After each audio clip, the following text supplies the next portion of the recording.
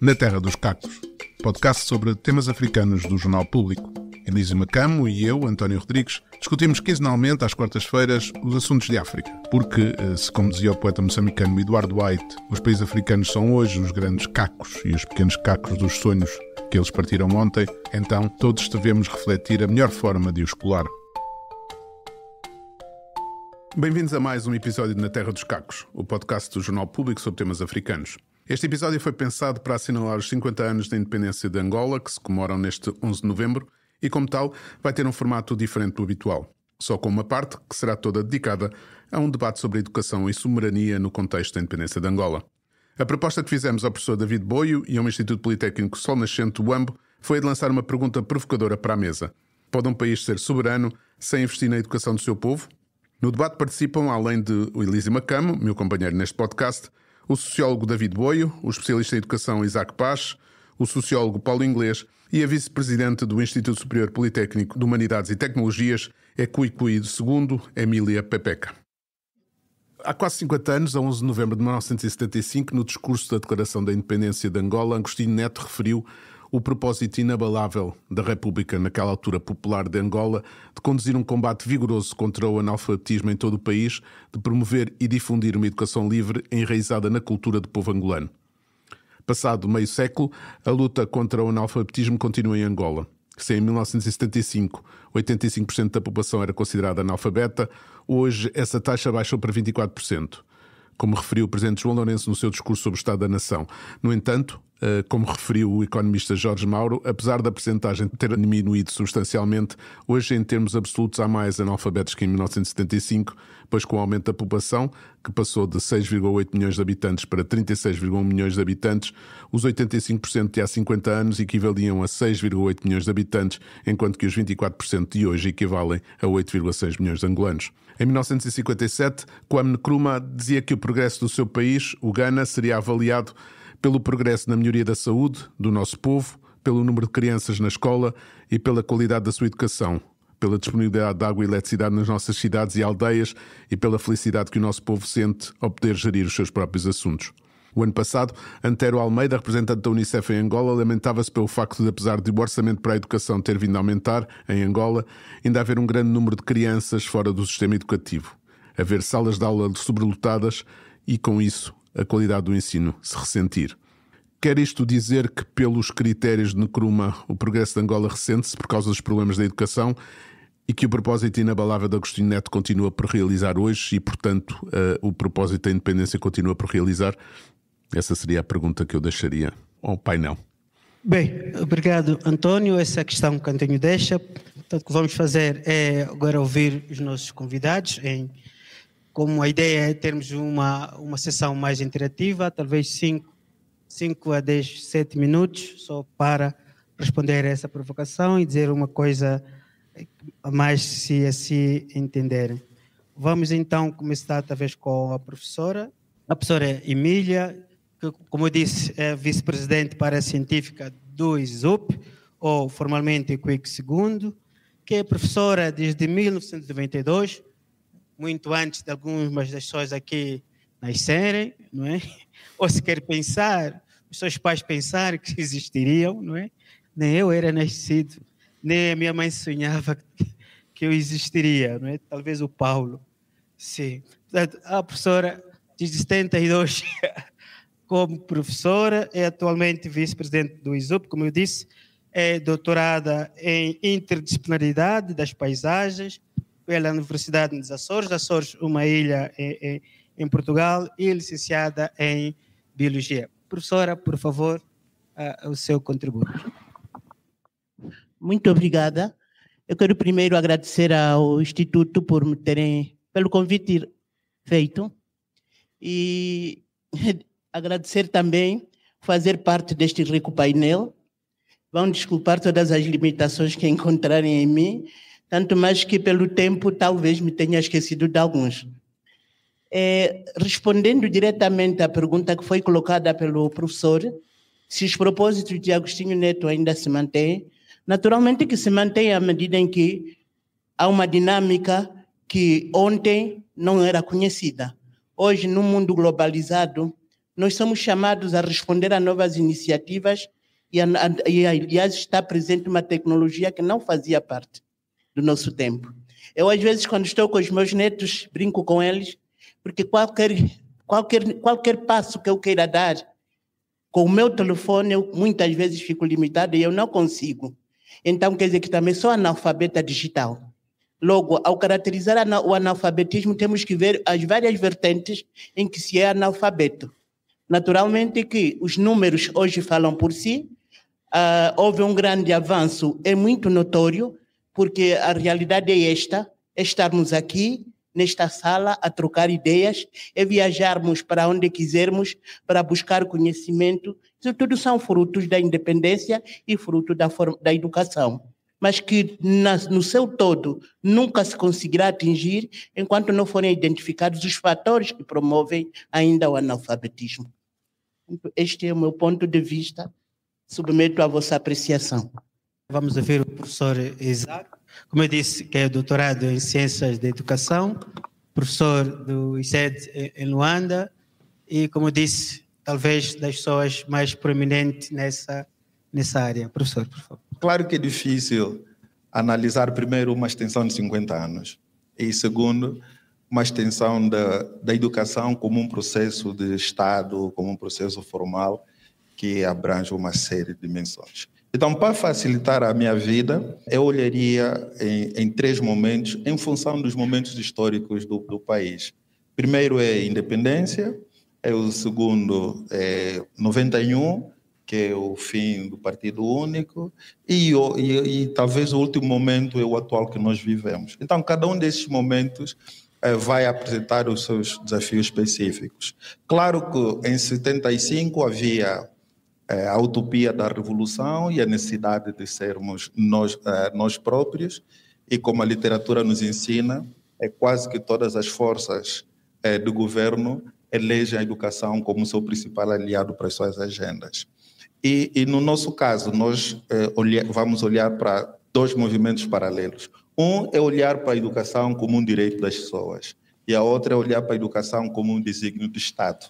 Então, para a educação como direito, olhamos para aquela dimensão, possibilidade de qualquer um de nós ir para a escola pela primeira vez, que é o acesso. E a outra é, uma vez na escola, o que é feito por nós. Então, se olharmos pelos indicadores, da mesma proporção que muitos angolanos tiveram a possibilidade de superar aquele número de menos de 10% da população nativa escolarizada, existem também muitos que acabaram por não ser atendidos só na dimensão do acesso. E se olharmos, estamos a falar do primeiro momento, que é pós-independência, para o atendimento, que é o que se faz com as pessoas dentro da escola, é só lembrarmos que nós em 2001 tivemos uma reforma que é resultado de um relatório de 1986.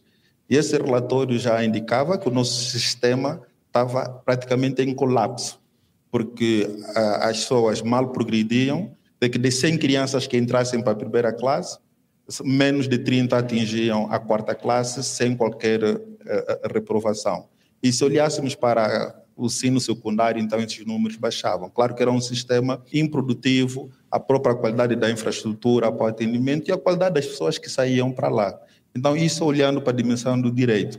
E se olharmos para a dimensão política, de ideologia do Estado, era o projeto do Homem Novo.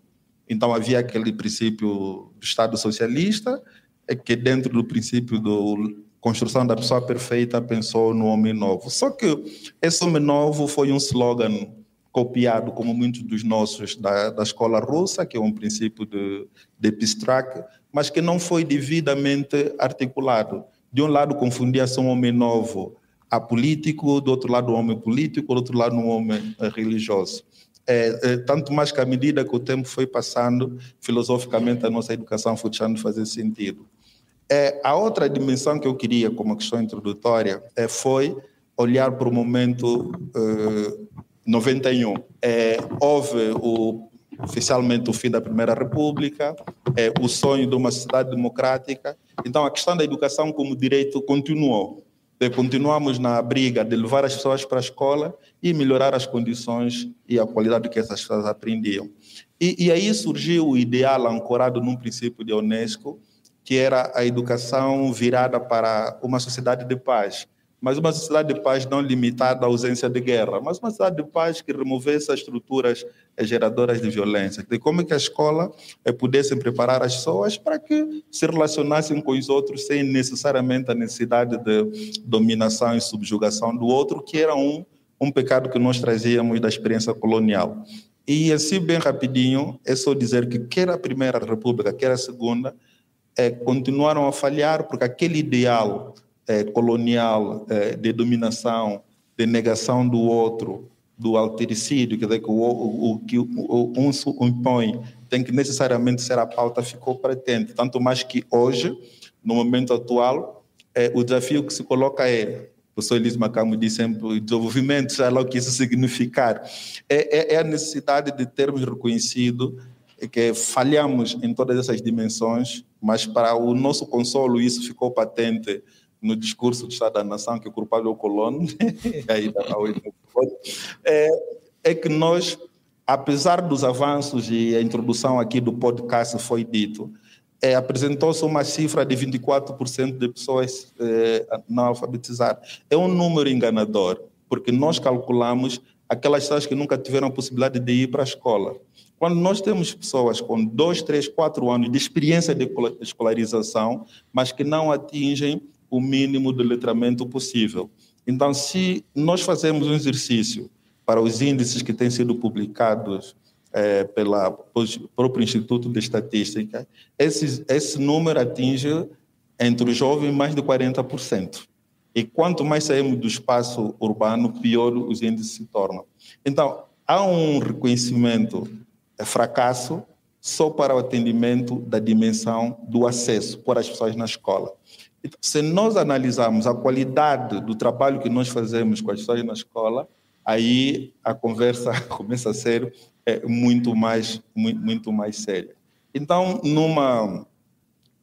numa súmula, para passar a palavra para os outros, o grande ganho é nós termos, pela primeira vez em Angola, como república, a nossa Constituição, desde o primeiro dia, ter reconhecido que a educação é um direito. Só esse reconhecimento já nos permite termos base para discutirmos como estamos a discutir hoje.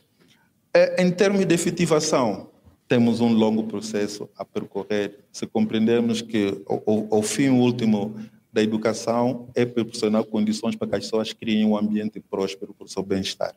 Agora vou passar aqui ao professor Paulo, deixei para o fim o professor Elísio, como disse, o professor Elísio é o residente do podcast, certeza que também vai aproveitar e colocar algumas questões.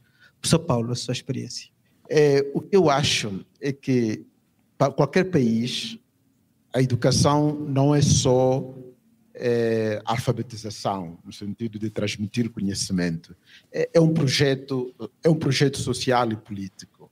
É porque parte do princípio que, no nosso caso ainda mais, porque nós vínhamos de um sistema colonial, os nacionalistas entenderam que havia uma espécie de alienação, o facto de, através da educação, se inculcarem valores.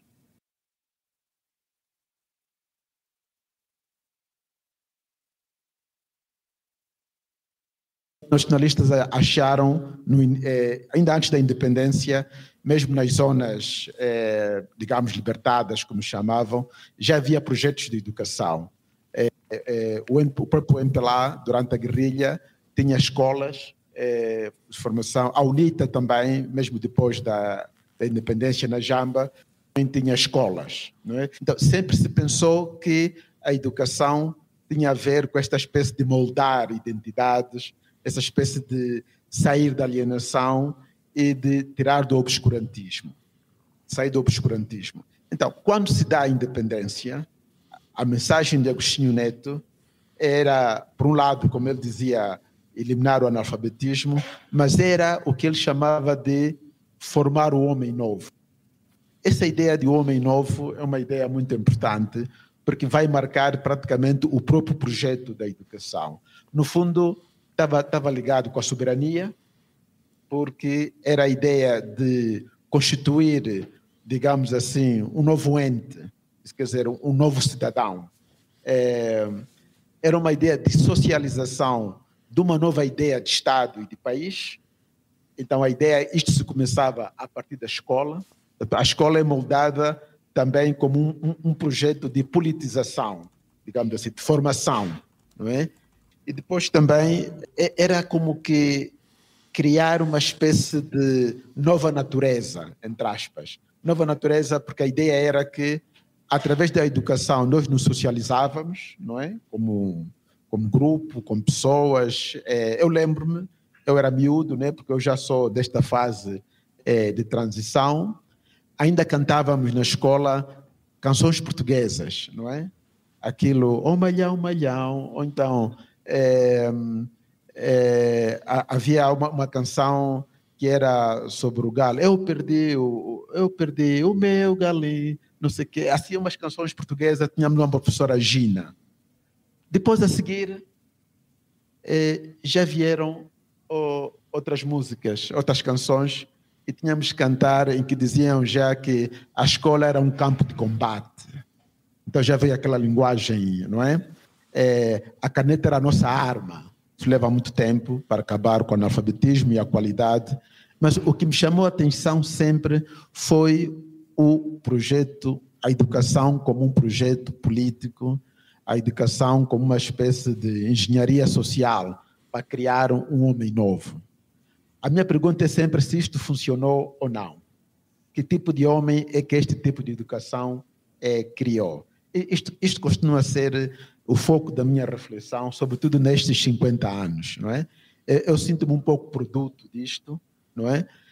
A pergunta é sempre, as pessoas da minha geração ou as pessoas que vieram depois de mim, que resultado é que se obteve? Quer dizer, se cumpriram as promessas da independência, que era sobretudo da dignidade, na qual a educação era um elemento fundamental.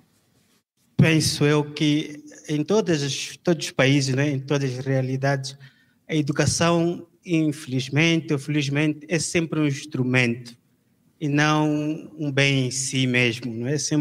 É quase sempre um instrumento. Daí que aquele livro, acho que é o Huxley, O Admirável Mundo Novo, não é? Em que todo aquele livro não faz sentido sem a questão da educação. Só a possibilidade de nós construirmos uma sociedade que funcione, em que cada um mais ou menos desempenhe a sua função de acordo com o mando de alguém, é necessário educação, tal como na República de Platão, né? Portanto, a educação é e sempre foi um instrumento. Chegado aqui, professor Elísio, numa situação em que nós chamamos de democracia, que desafios é que nós podemos encontrar, isto é, que tipo de natureza é que se constrói nesse novo homem que pode simultaneamente desafiar o projeto político ou tornar o projeto político viável? Bom, obrigado. A pergunta mais difícil tinha que sobrar para mim, né? Eu acho que a discussão sobre a educação nos nossos países é sempre uma discussão muito importante. Agora, há sempre o perigo de, ao entrarmos neste tipo de discussão, querermos fazer a discussão a partir da avaliação dos resultados. E eu tenho algumas dificuldades com isso do ponto de vista metodológico. Não acho muito bom abordar este tipo de questões a partir dos resultados alcançados. Eu penso que muito mais importante do que isso é analisar o processo, e acho que isso foi o que os colegas aqui do painel também fizeram. Eu sou um pouco sensível a essa questão neste momento, porque, como vocês podem imaginar, Moçambique não se qualificou para a Copa do Mundo, mas Cabo Verde qualificou-se. E há sempre aquela tendência de dizer, bom, se qualificou, portanto o resultado é porque está a fazer tudo bem. Bom, Angola também qualificou-se uma vez e não creio que estivesse a fazer tudo bem. E mesmo a questão do tamanho, um país pequeno conseguiu chegar lá. O meu consolo é que nem a China, nem a Índia também se qualificaram. Mas, para voltar à questão, o que eu queria dizer, e talvez até é um desafio que eu queria lançar aqui aos meus colegas do painel. Eu acho que o projeto anticolonial pode ser uma armadilha, visto a partir da educação. Porque, por um lado, ele tem como propósito libertar o indivíduo. E não há melhor forma de libertação do indivíduo do que conferir a esse indivíduo dignidade, um pouco também indo com a ideia de Immanuel Kant, né, de que nós temos que ter a ousadia do conhecimento, e essa ousadia é que produz a liberdade. Então, a questão que eu coloco é esta: como é que os nossos países, como é que Angola está a negociar essa armadilha anticolonial? Como é que Angola lida com esta tensão entre produzir tecnocratas e produzir cidadãos? Para mim, um dos maiores desafios é estar a partilhar o painel com o professor Elísio. Desde 2007 que ele me treina, né? Conhecemos-nos em Maputo. De lá nunca mais tive paz na minha vida. Então, sempre que eu penso que tenho uma certeza, o professor vem com outra e fico com dúvidas. E é com base nesses treinos que o professor tem estado a fazer. Ele tem um livro, Governar e Pensar, que está justamente na linha do desafio que ele nos coloca. De que como é que, de um lado, temos um líder como Agostinho Neto, que projetou uma visão, e do outro lado, como é que nós nos apropriamos da visão para articular processos para se chegar à visão. E o desafio da educação, na lógica do que o professor Macamo coloca, é uma viagem que nós temos estado a fazer, também um pouquinho por culpa dele, coloca-nos justamente em buscar as razões. E uma das razões, o próprio professor já adiantou, é que na lógica colonial de fazer educação, a educação foi confundida com a escolarização. Porque a educação não é um projeto só de escola, de educação escolar formal, a escolarização. É todo um projeto social, conforme o Paulo já disse. Então, o grande desafio que nós temos e precisamos compreender é, se queremos, de facto, repensar a nossa educação, temos que sair da dicotomia, da confusão que a educação se resume à escolaridade e trazer a educação para um aspecto mais amplo, sendo a escolarização um dos elementos do processo. O segundo são justamente as estruturas fundadoras do nosso pensamento em fazer educação, e o professor também já adiantou, porque nós acreditamos sempre que a nossa salvação depende de um Messias, se for branco melhor, se for do Ocidente melhor. E muitos dos nossos projetos de governo, eles dependem sempre de financiamento, dependem sempre da aprovação e da aceitação. E essas parcerias acabam elas próprias por trazer elementos que nos devolvem ao processo dessas estruturas coloniais. A educação tem um dever de inculcar a qualidade de vida. Como é que essa qualidade de vida foi ganha até hoje no passado? Se nos perguntarmos por que as nossas instituições continuam ainda cheias, será só pela avidez de querer buscar o conhecimento ou para obter alguma formação que lhe garanta um posicionamento social que, em retorno, venha melhorar a qualidade de vida? Ao lidarmos com os nossos estudantes, a pressão que sentimos é que, se o professor não dá 10, é mau professor. Porque vai ser uma causa de eu não transitar de ano para ano e, no fim de 5 ou 4 anos, eu estar formada na área A ou na área B. E isto me dá direito a acesso ao emprego que depois vai melhorar, de certo modo, a minha qualidade de vida. O professor também está agarrado a essa questão. Como serei avaliado se a minha pauta é vermelha?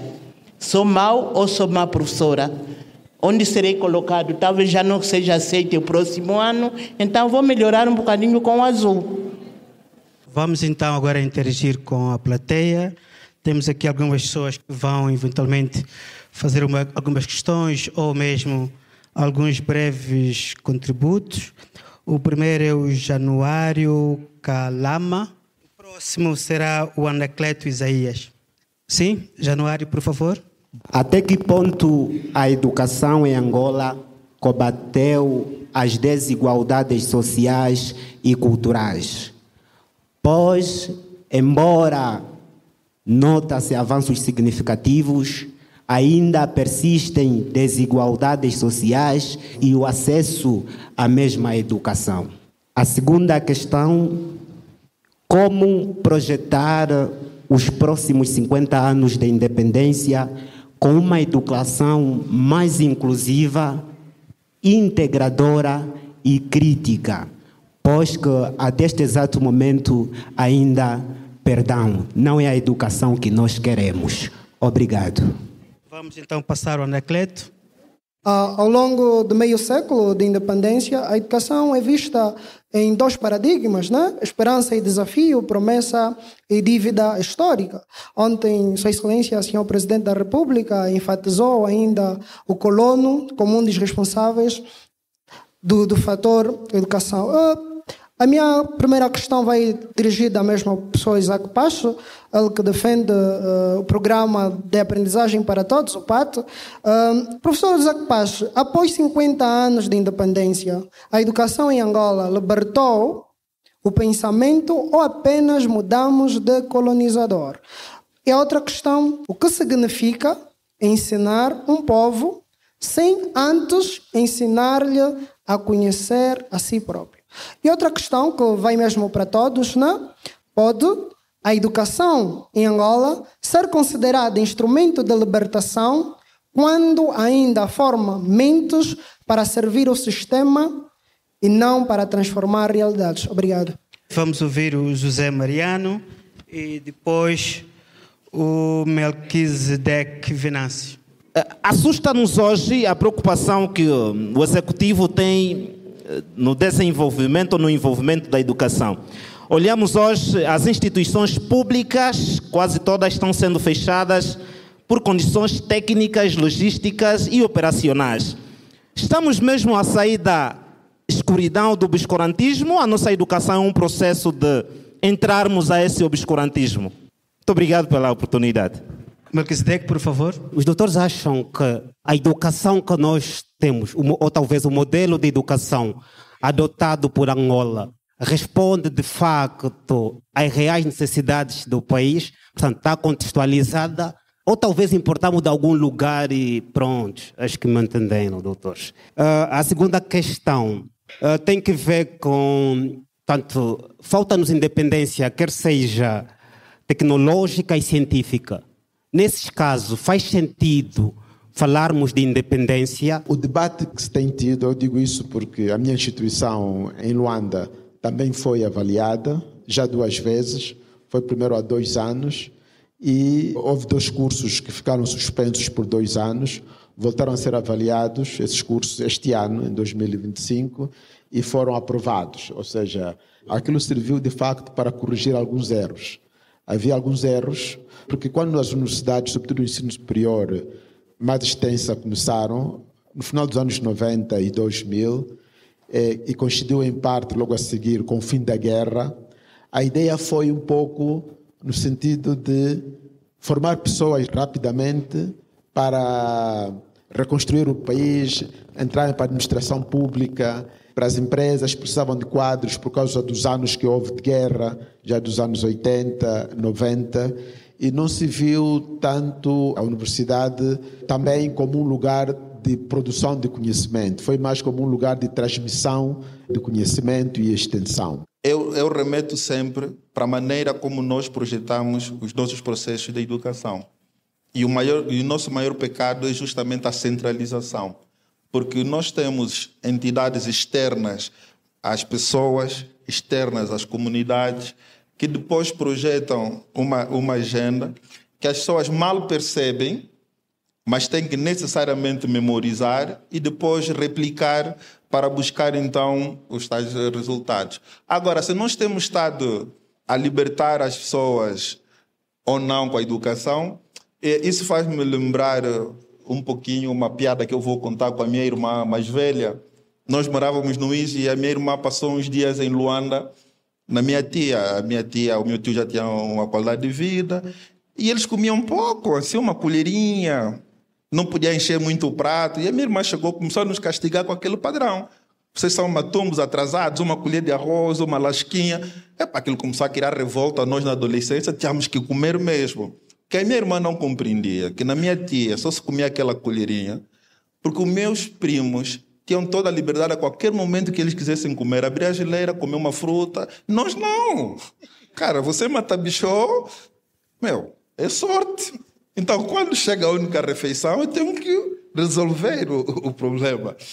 Então, talvez, esse é o sentimento de liberdade que nós temos, né? O que é que nós estamos a chamar, afinal de contas, de uma educação libertadora? Será que nós estamos, de facto, não libertos? Estamos libertos? Ou qual a bitola que nós usamos? É a bitola dos grãos finos com uma colher? Ou a nossa bitola de famintos que precisa necessariamente encher a barriga para se sentir livres? Obrigado. Nós, em Angola, que não deve ser diferente de Moçambique, não é? Entre diversas desigualdades que o Pacho já referiu, me parece que há uma desigualdade geracional. Não é? Geracional em que sentido? Muito ligado ao nosso processo político. Não é? Como o Paulo dizia, o Paulo é da geração de transição. Teve eventualmente acesso àquela educação que nós hoje consideramos ser melhor do que a atual. Talvez também o Pacho. Depois do Paulo, eventualmente vem a minha geração, que tivemos a educação no tempo socialista, no monopartidarismo. Como era um sistema político monopartidário e socialista, não existiam os sonascentes, não existiam escolas privadas. Então nós tínhamos que estudar todos numa única escola, que era a escola que existia, em função da idade, não é? Em função mais ou menos da sorte que nós tivéssemos, do tipo de pais, de família, que sorte que a pessoa tivesse, não é? Eu pelo menos acho que tive essa sorte porque foi à escola. E como só havia uma única escola, não havia as diferenças que existem hoje. Então nós que não fomos à tropa, à guerra, tivemos escola. Mas a minha escola já não foi tão boa quanto a do Paulo, porque depois, com a guerra, muitas greves, etc. Mas acho que foi melhor do que a escola de hoje.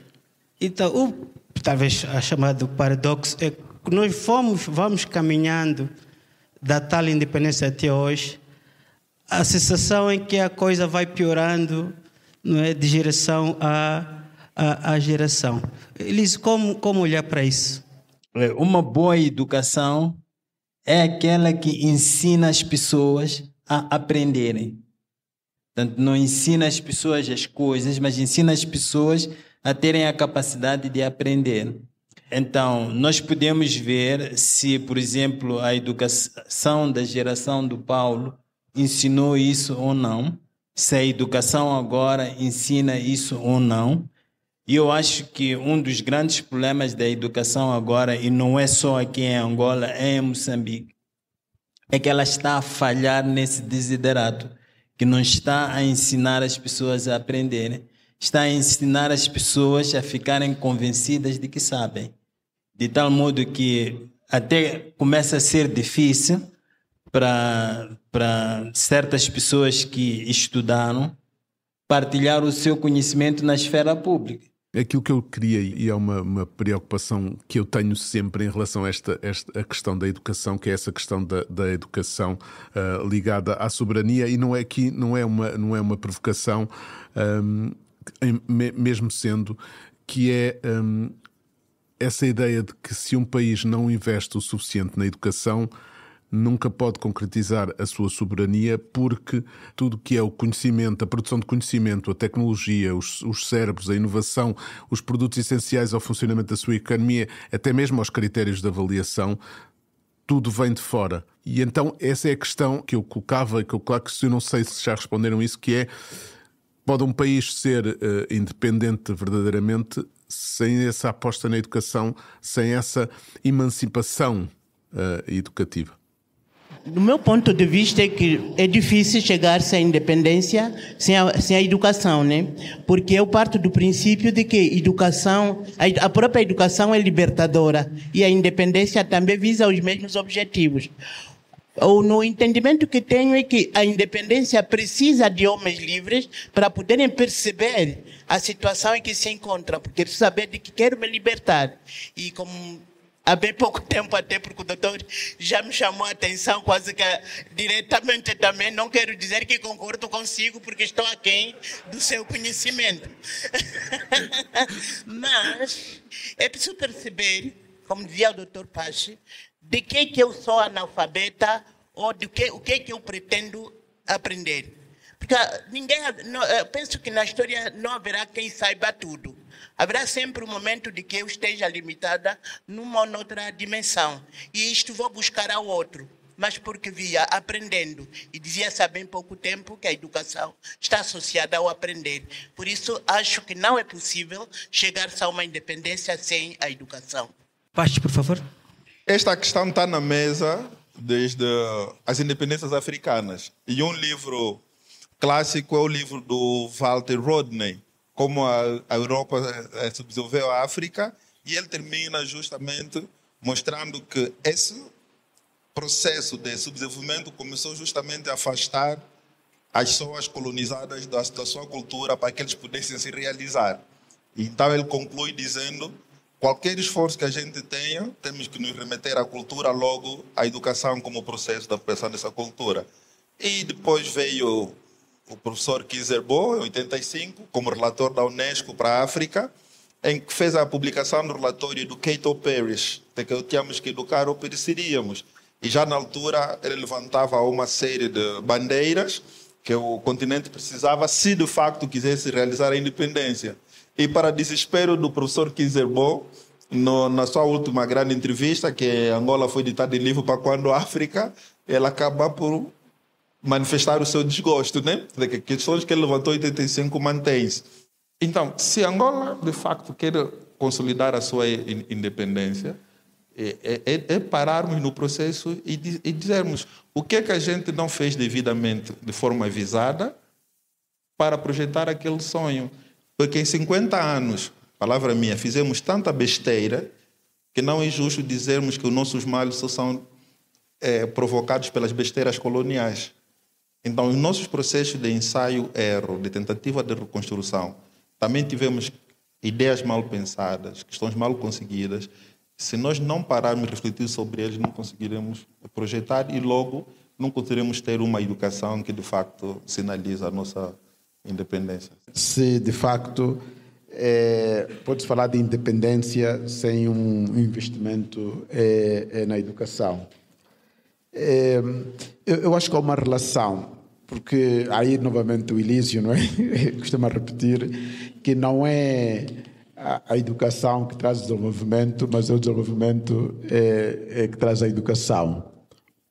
Porque de facto a educação precisa de investimento, precisa de recursos, precisa de meios, tal como a investigação, não é? Precisa de recursos, sim. E, portanto, a educação, de outra maneira, nos ajuda a realizar as promessas da independência, porque cria aquilo que também é repetido muitas vezes, o tal espaço de emancipação, de imaginação, de reimaginação, não é? Ter um espaço emancipado de criação, de imaginação, digamos assim, pode levar à transformação da própria sociedade e, de facto, aí realizar as promessas da independência. Porque há também essa discussão que muita gente diz, como algumas coisas não estão bem agora, então a independência não terá valido a pena. É uma equação perversa, não é? Os religiosos chamam diabólica. Né? Não, porque é uma promessa, é que ela abriu espaço a que a gente reimagine coisas diferentes no sentido de melhorar. Quer dizer, o facto das coisas não estar bem agora não significa que a independência não valeu a pena, não é? Então, este é um debate, sobretudo nas novas gerações, porque dizem, os nossos pais viviam melhor no tempo colonial. Não, a geração que pensou a independência foi aquela geração que pensou, em primeiro lugar, na questão da dignidade do angolano, do africano e de outros na América Latina, já antes também do século XIX, as independências na Ásia, etc. Foi a questão de restaurar a dignidade. E isto é um projeto de longo curso, não é? E é claro que a educação faz parte disto. E é uma oportunidade, digamos assim, ou um instrumento, como dizia há pouco tempo o Boio, de realizar esta promessa. Eu vejo que mesmo agora, por causa dos 50 anos de Angola, há muito esse discurso reiterado. Até pessoas com juízo, não é? E dizem, mas a independência e tal. Ok, a gente sempre olha criticamente pelo que está a acontecer, não é? Agora, alguns às vezes estão zagados com o presidente João Lourenço, e têm razões, eu também às vezes me zango, se calhar sempre, mas isso não me leva a pôr em causa a independência porque estou zangado com ele, não é? E dizem, não, porque terá valido a pena a independência? Não, há pessoas que morreram mesmo, assim, tipo, e há pessoas que estavam bem de vida, tipo, tinham dinheiro, tinham riqueza, mas decidiram assim, não, eu vou, porque acho que vale a pena lutar por isso, porque é um ideal para o qual vale a pena lutar e comprometer-se com os outros, não é? E, portanto, a educação é parte de todo este processo de cumprir as promessas da independência. O Lísio, praticamente todos nós, né, vivemos muito tempo fora das nossas terras, não é, de origem, de Angola. O Pachi viveu no Brasil, nos Estados Unidos, David teve em Portugal, nos Estados Unidos, o Elísio praticamente é alemão, né, alemão, suíço, não sei o que, eu também andei por aí. Mas quando a gente diz que angolano ou moçambicano, isso diz alguma coisa, não é? E tem significado. Eu não sei, eu nesta fase da minha vida, não sei se trocaria. Eu uma vez, há uns anos, em 2010, eu perguntei ao Elísio. O Elísio já estava há muitos anos na Europa, 20 ou 25, assim, e ele não tinha nacionalidade alemã. Isso pode ser uma inconfidência, mas não é. E eu perguntei ao Elísio, mas tanto tempo, por que não tens nacionalidade alemã ainda? Podendo ter, não é? Ele podia ter, assim. E ele me deu uma resposta, na altura, que me fez pensar muito. Ele dizia, as pessoas que lutaram pela independência, lutaram para nos dar, não é? Para valer a pena ser moçambicano, não é? E ser... É claro que já aquela coisa, não, porque ter um passaporte da UE ajuda, não é? A viajar, ajuda e não sei o quê. Mas na altura ele deu esta resposta, pronto, cada um faz a sua opção, não é? Mas me refiro em termos de como é que a gente equaciona o que é o valor da independência.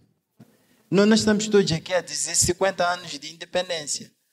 Não é? Porque estamos a recuperar um vocabulário muito específico. Mas eu poderia, por exemplo, dizer que não são 50 anos de independência, é muito mais. A independência começa no momento em que a gente luta pela autodeterminação. A partir daquele momento que a gente diz que a gente quer ser livre, é aí que a independência começa, não é? Quando nós víamos no avião, falei com o professor Macamo sobre a luta da África Austral, sobre aqueles países que têm um sistema público deficitário. Por quê? Porque a educação é um bem social, é um direito humano, tem que estar disponível para as pessoas. Se a nossa lei permite que haja privado na educação, não é monopólio do Estado, é uma conquista desses grupos. Mas isso não pode significar que isso seja em prejuízo do direito das pessoas. O privado tem que ser sempre na dimensão de escolha das pessoas. Eu vou para ali porque tem. E quando não existir, daí eu defender as bolsas, e os meus amigos como o Boio diz que sou estatizado, mas quando a gente defendeu que as bolsas fossem alargadas para instituições privadas e não públicas, não ficasse zangado comigo. Porque era a possibilidade do Estado fazer a compensação. Isso tudo porque, para terminar, há um cântico que os meus tios tinham lá no Bembe, que traduzido era um canto de lamento. Ele dizia, eu não tenho bicicleta. Por que eu não tenho bicicleta? Porque o avô não plantou café. Eu não fui à escola porque o avô não plantou café. Ele estava numa condição empobrecida porque o seu avô não plantou café. E por que o seu avô não plantou café? Era preguiçoso? Porque as terras foram expropriadas pelo colono. Então, como o café era a principal fonte de riqueza lá na nossa região, a expropriação de terra fez com que a gente não realizasse o capital. Então, apesar de estar a usar a imagem do café, ele só dizia que ele estava naquela condição de empobrecimento porque tinha toda uma ordem política e social que lhe empurrou para aí. Então, era um canto de lamento. Então, eu acredito que todos nós, os angolanos, depois de 75, estamos num canto de lamento sobre o direito à educação. Então, é uma responsabilidade que os nossos Estados devem assumir de facto.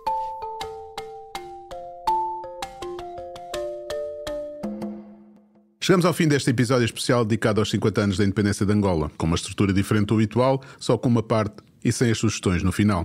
A quem nos ouviu até aqui, as nossas desculpas pela menor qualidade do som, mas esperamos que a possibilidade de ouvir um debate sobre educação e soberania em Angola, numa sala cheia de um estabelecimento do ensino superior angolano longe de Luanda, tenha compensado pelo lado do interesse.